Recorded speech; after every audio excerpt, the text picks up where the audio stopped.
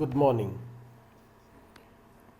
मैं रविंद्र कुमार आज management principles and application B Com semester 2 के लिए ये थर्ड लेक्चर होगा, जिसमें हम प्रबंध के कार्य क्षेत्रों में सबसे महत्वपूर्ण प्लानिंग योजना पर नज़र डालेंगे। इसके पहले हम लोगों ने अपने लेक्चर 1 में प्रबंध क्या है, इसकी आवश्यकता, इसकी प्रकृति को जाना था,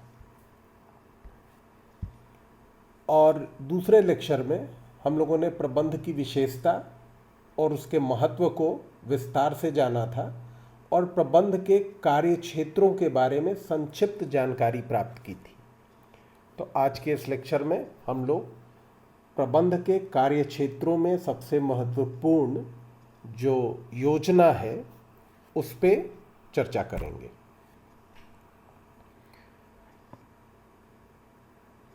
कहा जाता है कि planning is the primary function of management, मतलब कि प्लानिंग जो है एक प्राथमिक कार्य है प्रबंध का। Its purpose is to ensure optimum utilization of human and economic resources in the business process. फिर planning is an intellectual management process concerned with defining goals for a company's future direction and determining the mission and resources to achieve those targets. To meet objective, managers may develop plan such as business plan or marketing plan. Planning को सबसे प्राथमिक कार्य माना गया है प्रबंध के मामले में, और यह इंश्योर करता है कि जो भी संसाधन, चाहे वो मानव संसाधन हो चाहे आर्थिक संसाधन हो, उसका समुचित उपयोग, ऑप्टिमम यूटिलाइजेशन व्यवसाय में हो, प्रबंध द्वारा किया जाए। प्लानिंग को एक इंटेलेक्चुअल मैनेजमेंट प्रोसेस कहा जाता है, मतलब विद्वतापूर्ण प्रबंधकीय प्रक्रिया इसको कहा जाता है, जो कि कंपनी द्वारा भविष्य में किए जाने वाले कार्यों के लक्ष्यों को तय करता है और उन लक्ष्यों को प्राप्त करने के लिए जो भी संसाधन हम उस कार्य में लगाएंगे को तय करता है। अगर हम जब भी कोई काम करते हैं तो योजना बनाते हैं, और ये योजना लक्षित होती है जो संस्था है उसके मुख्य उद्देश्य की ओर, जिस कार्य के लिए संस्था की स्थापना की गई हो। तो हमारी जो प्लानिंग है वो सबसे इंटेलेक्चुअल मैनेजमेंट प्रोसेस इसको कहा गया है, मतलब ये दिमाग वाली चीज़ है, और इसी पर किसी भी संस्था की सफलता और असफलता निर्भर करती है, क्योंकि ये योजना ही निर्दिष्ट करती है, दर्शाती है कि संस्था का लक्ष्य क्या है, और संस्था का लक्ष्य जब दर्शाती है तो उस लक्ष्य को प्राप्त करने के लिए संस्था को किस प्रकार से काम करना होगा ये भी तय करके रखती है और वो दिशा निर्देश देती है।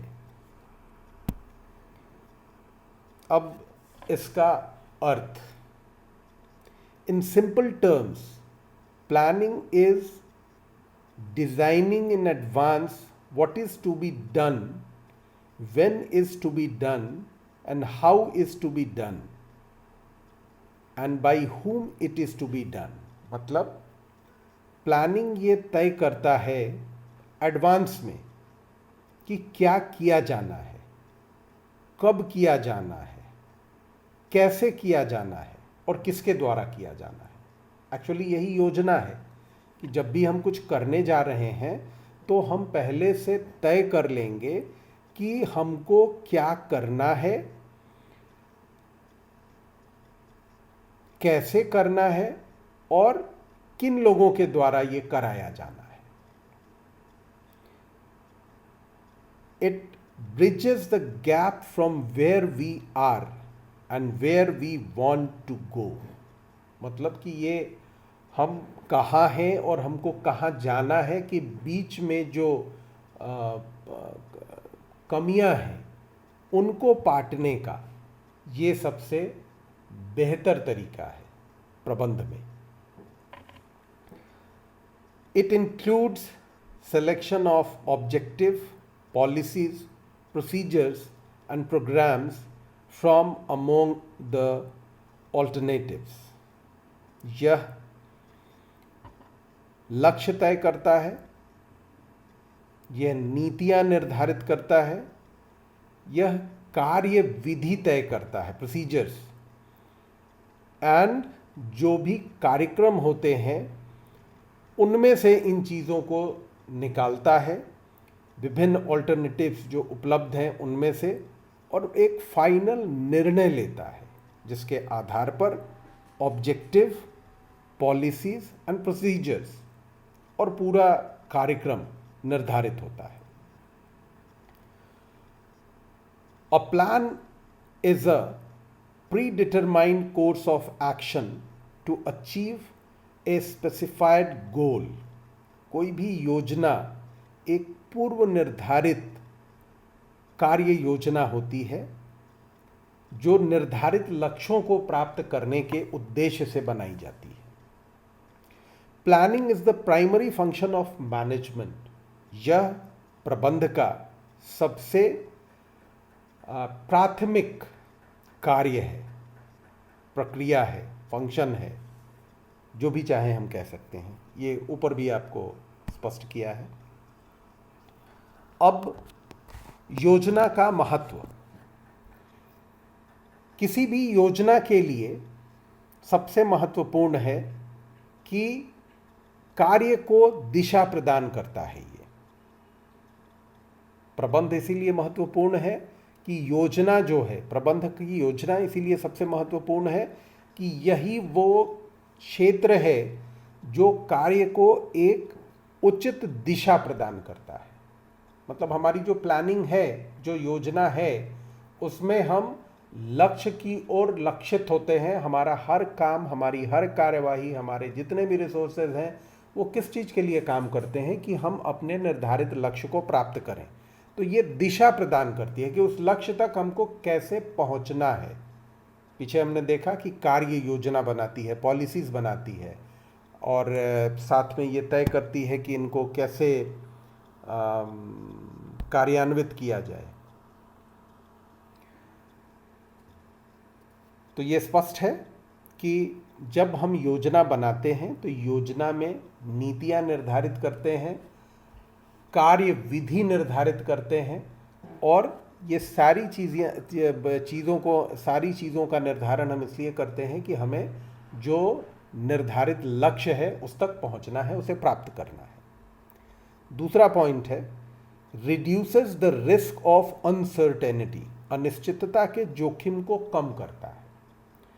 हम प्रबंध के अंतर्गत जब भी योजना बनाते हैं तो योजना का उद्देश्य पहला तो है कि लक्ष्य को प्राप्त करना। अब उस लक्ष्य को पहले हम लोगों ने देखा कि क्या काम करना है, कैसे काम करना है, कब करना है और किसके द्वारा कराना है। ये योजना का जो हिस्सा है, इसका अर्थ ही ये है कि कहीं भी अनिश्चितता न हो, और अनिश्चितता अगर नहीं होगी तो जोखिम भी नहीं के बराबर होगी। तो it reduces the risk of uncertainty. अनिश्चितता के जोखिम को कम करता है और इसके लिए ये पहले से तय करता है कि जो काम होना है वो कब होना है, कैसे होना है और किन लोगों के द्वारा किया जाना है। तो जब ये सारी चीज़ें तय हैं, कब, कैसे और किन के द्वारा, तो अनिश्चितता की संभावना निर्मूल हो जाती है, बिल्कुल नहीं के बराबर रह जाती है और जोखिम स्वतः समाप्त हो जाता है। तीसरा बिंदु है, reduces overlapping and wasteful activities. जब हम योजना बनाते हैं लक्ष्य निर्धारित करके, तो जो भी चीज़ें हम प्लान करते हैं उस प्लान में बराबर इस बात का ख्याल रखते हैं कि कहीं भी ओवरलैपिंग नहीं हो। मतलब एक ही चीज़ बार बार अलग अलग जगहों से दोहराई नहीं जाए। अगर एक चीज़ तय है कि अमुक के द्वारा या अमुक विभाग के द्वारा किया जाना है तो वो वही करेगा। दूसरा विभाग किसी भी हालत में वहाँ ओवरलैप उस काम में नहीं करेगा, क्योंकि अगर ओवरलैपिंग होगी तो कहीं ना कहीं काम डिस्टर्ब होगा। तो ये प्लानिंग जो है मैनेजमेंट का बहुत इम्पॉर्टेंट कार्य है, और इस कार्य में वो ये निश्चित करता है कि कहीं भी काम में ओवरलैपिंग किसी भी हालत में नहीं हो। और ओवरलैपिंग को हम अतिव्यापी मतलब एक ही काम को दो लोग कर रहे हैं या दो तरीके से किया जा रहा है तो ये कहीं ना कहीं काम को डिस्टर्ब करेगा। तो ये इंश्योर कराता है प्लानिंग कि ओवरलैपिंग ना हो और फिजूल खर्ची भी ना हो। जब एक ही काम को दो लोग अलग अलग तरीके से कर रहे होंगे तो निश्चित तौर पर ये एक्स्ट्रा कॉस्ट बढ़ा देता है। तो फिजूल खर्ची को रोकने के लिए ज़रूरी है कि कोई भी काम किसी भी काम में ओवरलैपिंग ना हो। चौथा पॉइंट, प्रमोट्स इनोवेटिव आइडियाज़। जब प्रबंध में योजना बनाई जाती है तो नवीन विचारों को प्रोत्साहित किया जाता है, उसका स्कोप रखा जाता है कि जो लोग काम कर रहे हैं और वो काम करने के दौरान उनको जो अनुभव होता है उस आधार पर जब वो फीडबैक देते हैं तो योजनाकार या जो प्रबंधक योजना बनाने में संलग्न हैं वो बराबर ऐसे नवीन विचारों को, इनोवेटिव आइडियाज़ को अपने प्लानिंग में समाहित करते हैं, जोड़ लेते हैं, लगा लेते हैं, ताकि काम और बेहतर तरीके से हो सके। तो इसका स्कोप बराबर योजना में रहता है। और जब प्रारंभिक स्तर पर भी योजना बनाई जाती है तो लोगों से इसके फीडबैक्स, इसके बारे में जानकारियाँ एकत्र की जाती हैं। ऐसे ही रैंडमली कोई एक व्यक्ति अपनी इच्छा से कोई योजना नहीं बना देता है। तो ये बहुत महत्वपूर्ण है कि वो नवीन विचारों को प्रमोट करता है, प्रोत्साहित करता है, बराबर जगह देता है, और जब भी कोई अच्छे विचार आते हैं तो उनको अपने कार्य में, अपनी योजना में समाहित कर लेता है। पांचवा पॉइंट है फैसिलिटेट डिसीजन मेकिंग, निर्णय लेने की सुविधा। प्लानिंग में बराबर इस बात पर जोर दिया जाता है कि निर्णय तत्क्षण हो, तत्काल हो, अविलंब हो, बिना किसी विलंब के हो। और अगर ये सुविधा उसमें योजना के दौरान कौन सा काम करना है, कब करना है, किन के द्वारा किया जाना है, कैसे किया जाना है, ये जब बना रहे होते हैं तो हम अन्य चीज़ों के साथ साथ इस बात पर भी बल देते हैं कि निर्णय आसानी से हो सके, कोई ऐसे लूप होल्स ना हो जिसमें टालने की गुंजाइश हो। और जब टालने की गुंजाइश होगी तो निर्णय डिफ़िकल्ट होगा। तो योजना जो है, प्रबंध में योजना का जो पार्ट है उसमें महत्वपूर्ण है ये कि ये डिसीजन मेकिंग को फैसिलिटेट करता है, मतलब निर्णय लेने की क्षमता को बढ़ाता है, व्यवधान न आए ये सुनिश्चित करता है। तो ये बहुत महत्वपूर्ण बिंदु है। छठा पॉइंट है स्टैब्लिशेस स्टैंडर्ड ऑफ कंट्रोलिंग, नियंत्रण का एक प्रमाप निर्धारित करता है। हम जब योजना बनाते हैं तो योजना बनाते समय हर चीज़ जब तय कर लिया हमने कि क्या काम होना है, कैसे होना है, कब होना है, किन लोगों के द्वारा किया जाना है, मतलब किन एक्सपर्टीज़ की उनमें आवश्यकता होगी, कैसे हम जोखिम को कम करेंगे, फिजूल खर्ची को रोकेंगे, नए विचारों को कैसे जगह देंगे और कैसे निर्णय लेना आसान बनाएंगे, तो उसी समय नियंत्रण का प्रमाप भी बहुत महत्वपूर्ण हो जाता है।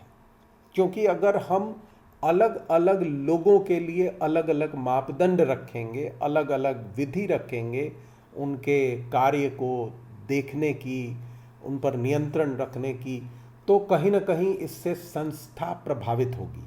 छोटा सा उदाहरण अगर हम लोग ले लें कि एक संस्था में 5 लोग काम करते हैं और एक प्रबंधक का बहुत करीबी व्यक्ति है और उसकी गलतियों को बराबर इग्नोर किया जाता है, लेकिन बाकी जो लोग काम करने वाले हैं उनसे हल्की सी भी गलती होती है तो बहुत कठोरता के साथ उनके साथ प्रबंधक पेश आता है।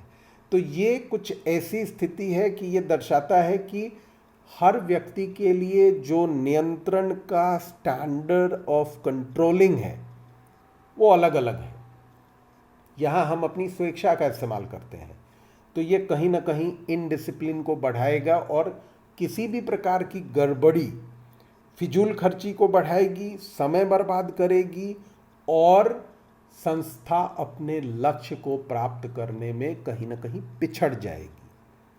तो ये बहुत महत्वपूर्ण है योजना किसी भी प्रबंध के लिए, किसी भी संस्था के प्रबंध के लिए, कि योजना के अंतर्गत दिशा प्रदान करना, अनिश्चितता और जोखिम को कम करना, अतिव्यापी एवं फिजूल खर्ची को रोकना, मतलब ओवरलैपिंग कहीं ना हो, नवीन विचारों को बराबर प्रोत्साहित करना, निर्णय लेने की सुविधा देना और नियंत्रण का प्रमाप निर्धारित करना। अगर प्रमाप सही निर्धारित नहीं किया जाएगा तो योजना की जितनी भी चीज़ें हैं वो सब धरी की धरी रह जाएंगी और योजना बेकार हो जाएगी और हम अपने लक्ष्य तक नहीं पहुंच पाएंगे। नेक्स्ट, कैरेक्टरिस्टिक्स, इसकी विशेषता। सबसे पहली विशेषता है कि ये लक्ष्य को प्राप्त करने की कोशिश करता है। बराबर प्रबंध में योजना जो है उसको बनाते समय इस बात का ध्यान रखा जाता है कि हमें अपने निर्धारित लक्ष्य को प्राप्त करना है और जब हमारा ये ऐसा विचार होगा तो निश्चित तौर पर योजना के माध्यम से हमें उसका मार्ग मिल जाता है। कहा जाता है कि योजना काफ़ी व्यापक चीज़ है। ये प्रबंध में योजना की विशेषताओं में सबसे महत्वपूर्ण एक पॉइंट है व्यापकता। तो योजना को व्यापक इसलिए कहा जाता है कि इसके लिए कोई निर्धारित सीमा नहीं है। हम अपनी योजना को जितना व्यापक चाहें बना सकते हैं, यही विशेषता है प्रबंध में। योजना की ये विशेषता है या सामान्य इसके गुण हैं कि योजनाएं व्यापक होती हैं, उस पर कोई सीमा रेखा उसकी ऐसी निर्धारित नहीं है कि आप ऐसी ही इतनी ही बड़ी योजना बना सकते हैं। आप योजना कुछ भी बना सकते हैं लक्ष्य को प्राप्त करने के लिए। एक योजना आपने बनाई, उसके पैरेलल एक दूसरी योजना बनाई, एक तीसरी योजना बनाई, जो लक्ष्य था उसको ज़्यादा सुगमता से प्राप्त करने के लिए बाद में आपके सामने कुछ नए विचार आए, आपने उनको भी उसमें समाहित कर लिया। तो ये योजना की व्यापकता को दर्शाता है कि जब भी योजना हम बनाते हैं तो योजना पहले तो कि बहुत व्यापक होती है और उसकी कोई सीमा रेखा नहीं है। कितनी भी बड़ी योजना हम बना सकते हैं, लेकिन इम्पॉर्टेंट होता है उसका इम्प्लीमेंटेशन। सिर्फ योजना बनाने से कुछ नहीं होगा जब तक उसका प्रॉपर इम्प्लीमेंटेशन नहीं होगा, लेकिन व्यापकता में कहीं कोई रुकावट नहीं है। तीसरा बिंदु, यह फ्यूचरिस्टिक होता है, भविष्य लक्षित होता है।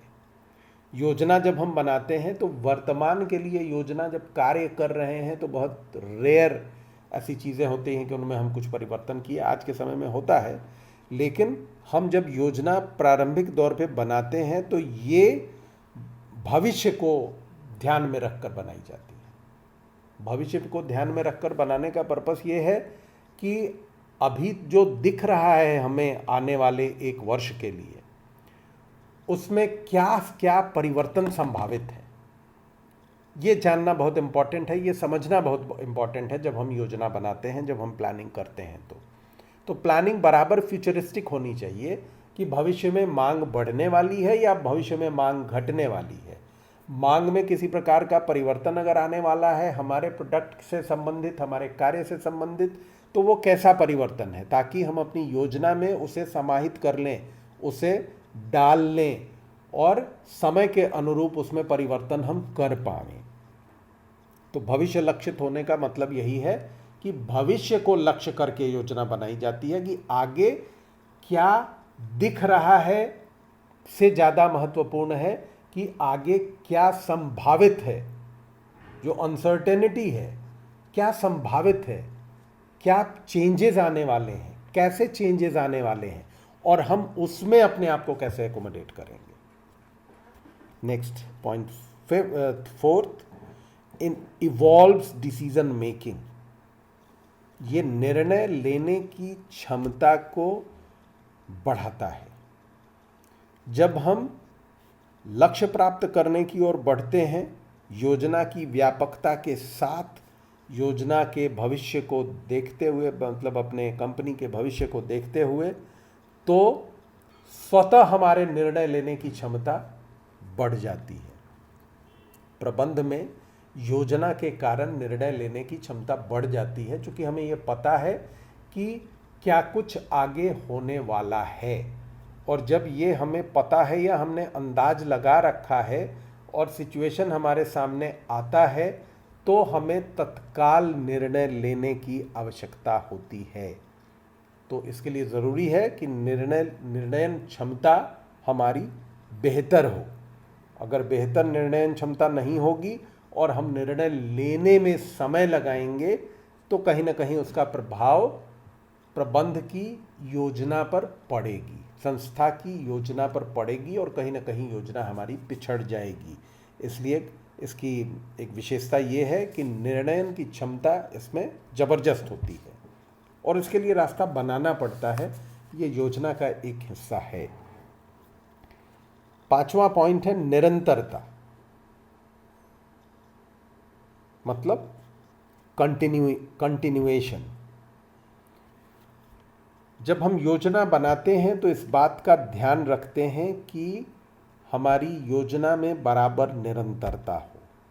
अब इस निरंतरता का अर्थ है कि जो कुछ भी बनाकर हमने कार्य शुरू किया, जिस समय शुरू किया, जिस विधि से शुरू किया, जिन लोगों को लगाकर किया, उसमें बराबर निरंतरता रहे, कहीं रुकावट नहीं आए। अगर कोई व्यवधान आता है सारे रिसर्चेस, सारे एक्सपेरिमेंट्स, प्रयोगों के बाद, तो प्रबंध इसकी योजना में स्कोप क्रिएट करता है कि तत्काल निर्णय लेकर के योजना में परिवर्तन किया जा सके कि जो व्यवधान आए हैं उनका क्या समाधान है, और काम की निरंतरता फिर बरकरार रहे। हल्के व्यवधान के बाद तत्काल काम की निरंतरता बहाल हो पाए, क्योंकि अगर ऐसा नहीं होगा तो फिर हम योजना अनुरूप निर्धारित लक्ष्य को निर्धारित समय के अंदर पूरा नहीं कर पाएंगे। तो इसमें निरंतरता होनी चाहिए। जो योजना निर्धारित है, किसी व्यवधान के कारण अगर आवश्यकता पड़ती है तो उसमें हम परिवर्तन करते हैं, निर्णय एक तत्काल लेते हैं, उसमें परिवर्तन करते हैं, और परिवर्तन के साथ फिर निरंतरता मतलब कंटिन्यूएशन बनाए रखते हैं, ताकि कोई रुकावट ना आए और हम अपने लक्ष्य तक पहुंच पाए। छठा और अंतिम पॉइंट है कैरेक्टरिस्टिक्स का, विशेषताओं का, मानसिक व्यायाम। एक योजनाकार कभी भी योजना बनाने के बाद आराम से बैठता नहीं है। हर कदम पर उसकी नज़र रहती है, नियंत्रण के उद्देश्य से भी, और उसको इवैल्यूएट करने के, मतलब उसको एग्जामिन करता रहता है कि जो भी उसने योजना बनाई है वो सही तरीके से और सही दिशा में अग्रसर हो रही है या नहीं, आगे बढ़ रही है या नहीं। अगर रुकावट आ रही है तो रुकावट का समाधान तुरंत तत्काल निर्णय के द्वारा, ताकि उसमें निरंतरता बनी रहे, वो लेता है। तो ये जितनी भी कार्यवाहियाँ हैं, लक्ष्य को प्राप्त करने की कोशिश, उसकी व्यापकता, उसको इतना बृहत रखा जाए कि कहीं भी किसी प्रकार का व्यवधान नहीं आए, भविष्य लक्षित होना चाहिए कि आज क्या दिख रहा है, आगे के लिए क्या क्या परिवर्तन संभावित हैं, इन सारी चीज़ों पर नज़र रखना, निर्णय जब जैसी जहां आवश्यकता हो तत्काल ले पाना, निरंतरता मतलब कहीं कोई व्यवधान है तो वो व्यवधान तत्काल दूर करना और उसको फिर कंटिन्यू कराना। ये सारी चीज़ें एक मेंटल एक्सरसाइज है, मानसिक व्यायाम है, जो प्रबंधन को करना पड़ता है। जो योजना बनाता है वो सिर्फ योजना बनाने तक सीमित नहीं रहता है, लगातार उस पर काम करता रहता है, और ये उसकी मानसिक व्यायाम की क्षमता को दर्शाता है। अगर ये क्षमता उसमें नहीं है तो कहीं ना कहीं हम योजना में पिछड़ जाएंगे, तत्काल उस पर निर्णय नहीं ले पाएंगे, उसकी निरंतरता को बरकरार नहीं रख पाएंगे। ऐसे में हमारा लक्ष्य जो है, हम लक्ष्य से काफ़ी पीछे रह जाएंगे। तो ये योजना की एक महत्वपूर्ण विशेषता है। नेक्स्ट, अब योजना की सीमाएं। जब हम योजना बनाते हैं तो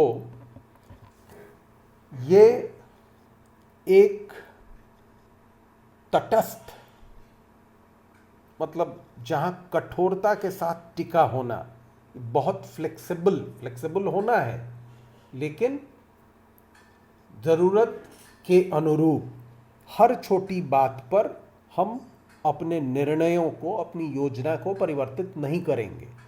हम तभी योजनाओं को परिवर्तित करते हैं जब वो हमारे लक्ष्य से कहीं ना कहीं भटकने लगती हैं। तो इसमें काफ़ी रिजिडिटी होती है, जो योजना बनती है उसमें रिजिडिटी होती है, क्योंकि हम सारे मानसिक व्यायाम करने के बाद, सारे स्कोप्स को क्रिएट करने के बाद ये फाइनलाइज करते हैं।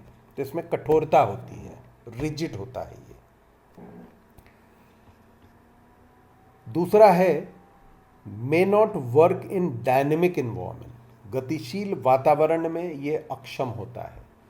बहुत अचानक से तत्काल अगर मार्केट कंडीशंस में परिवर्तन होते हैं तो वहाँ पर ये तत्काल अपने चीज़ों को बदल पाने में अक्षम होता है, क्योंकि योजनाएं जो बनती हैं वो लंबे समय के लिए बनती हैं, और लंबे समय की योजनाएं में machine, trained man power, capital, other resources, हर तरह की चीज़ की आवश्यकता होती है। उसमें ह्यूमन रिसोर्स भी होता है जो उसी वातावरण के लिए, उसी काम के लिए ट्रेंड किया जाता है। तत्काल अगर कोई परिवर्तन हो गया, कुछ गतिशीलता ऐसी आ गई, डायनेमिक सिचुएशन ऐसा पैदा हो गया, तो वहाँ पर योजनाएं तत्काल अपना स्वरूप बदल पाने में सक्षम नहीं होती हैं। वहाँ पर गतिशील वातावरण में अक्षम होती हैं। इनको थोड़ा वक्त चाहिए होता है कि अपने आप को बदल पाए। तीसरा बिंदु है रिड्यूस क्रिएटिविटी। रचनात्मकता का ह्रास होता है। ऐसा कहा जाता है कि हम योजना जब बनाते हैं तो हमारी कुछ सीमाएं होती हैं, और ये जो सीमाएं हैं वो कहीं ना कहीं रचनात्मकता को तोड़ती हैं। मतलब जो क्रिएटिव माइंड होता है उसको बराबर एक्टिव नहीं रहने देती हैं। तो जब हम क्रिएटिव माइंड को, क्रिएटिव ह्यूमन बीइंग को रोकते हैं उसकी क्रिएटिविटी से, तो कहीं ना कहीं क्रिएटिविटी का ह्रास होता है, वो रिड्यूस होता है। और चूँकि तत्काल में परिवर्तन असंभव सा है, किसी भी बड़े योजना पर अगर हम काम कर रहे हैं और अचानक से कोई परिस्थिति अगर पैदा हो गई, तो हम तत्काल उसके साथ कदम से कदम मिला करके नहीं चल पाते हैं। अपने आप को बदलने में हमें समय की आवश्यकता होती है। तो कहीं ना कहीं ये रचनात्मकता को घटाता है। निश्चित तौर पर बराबर के लिए नहीं तोड़ता है और उसको ख़त्म करता है, लेकिन तात्कालिक जो रचनात्मकता है उसको कहीं ना कहीं ये रिड्यूस करता है। नेक्स्ट पॉइंट इज भारी लागत। जब हम लंबी योजना बनाते हैं, व्यापक योजना बनाते हैं, तो इसमें भारी लागत आती है।